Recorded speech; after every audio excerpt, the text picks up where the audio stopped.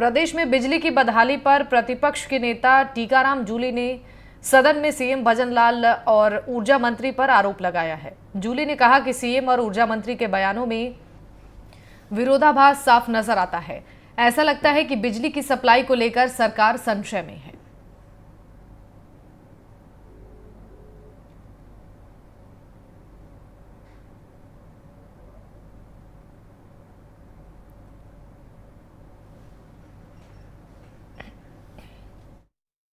देखिए, मैं तो ये कहना चाहूँगा, आज बड़ा दुख का विषय है कि राजस्थान के अंदर बिजली की जो हालात है, किसान को, इंडस्ट्री को, आम जनता को, किसी को बिजली नहीं मिल रही है। रात को 2-2, 3-3 बजे तक अघोषित कट चल रहे हैं। कोई अधिकारी फ़ोन उठाने को राजी नहीं है।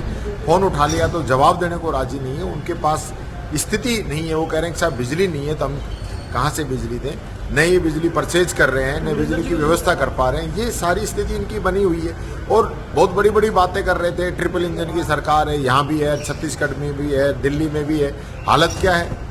हमारा मुख्यमंत्री कुछ कह रहा है, छत्तीसगढ़ का मुख्यमंत्री कुछ कह रहा है। हमारे जो बयानवीर हैं उसको वो मना कर रहे हैं कि ऐसी कोई बात ही नहीं। तो इन हालातों के अंदर मैं कहना चाहूँगा, सरकार को स्थिति क्लियर करनी चाहिए कि वो जनता को बिजली देना चाहते हैं, नहीं देना चाहते हैं। राजस्थान के 5 सीटों पर होने वाले उपचुनाव को लेकर बीजेपी अब तैयारियों में जुट चुकी है। बीजेपी प्रदेश अध्यक्ष कल टोंक और दौसा के दौरे पर रहे थे। टोंक दौरे के दौरान बीजेपी प्रदेशाध्यक्ष जिला कार्य समिति की बैठक में हिस्सा लिए और इस बैठक में प्रभारी मंत्री हीरालाल नागर, मंत्री कन्हैयालाल चौधरी, राजेंद्र राठौड़, सुखबीर सिंह जौनापुरिया और बीजेपी जिलाध्यक्ष अजीत सिंह मेहता समेत तमाम बीजेपी के कार्यकर्ता मौजूद थे। इस बैठक के बाद प्रदेशाध्यक्ष सीपी जोशी ने यह दावा किया कि राज्य में बीजेपी के सामने कोई चुनौती नहीं है। उपचुनाव में हम सभी 5 सीटों पर जीत हासिल करेंगे। सीपी जोशी ने कांग्रेस पर बड़ा हमला बोलते हुए कांग्रेस के लोग देश विरोधी ताकतों से मिले हुए हैं। उन्होंने कहा, सीपी जोशी ने राहुल गांधी पर भी निशाना साधा।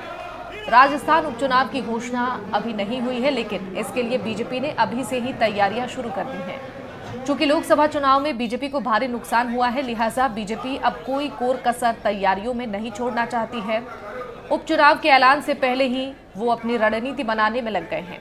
इस दौरान वो टोंक पहुंचे और वहां पर भी नेताओं के साथ उनकी बैठक हुई।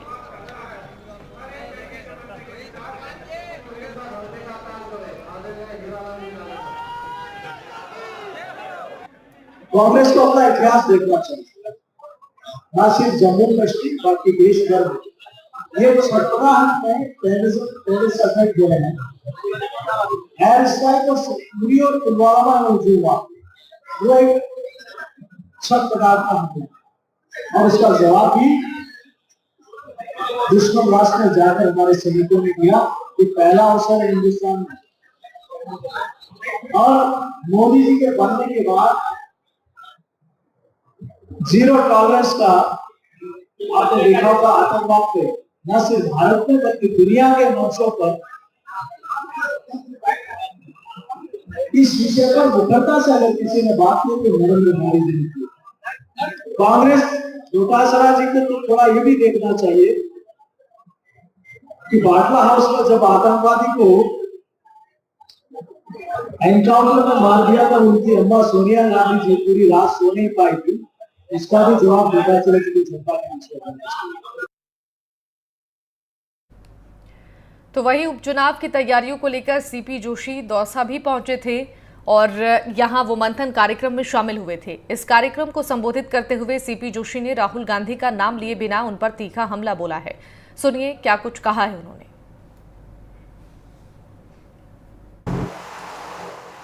जो गोमांस खाता है और संसद में भगवान महादेव का चित्र लेकर आता है,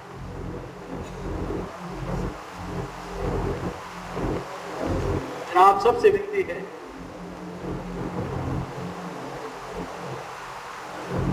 ये कैसी टोली है जो इस जिले का नेतृत्व करती है?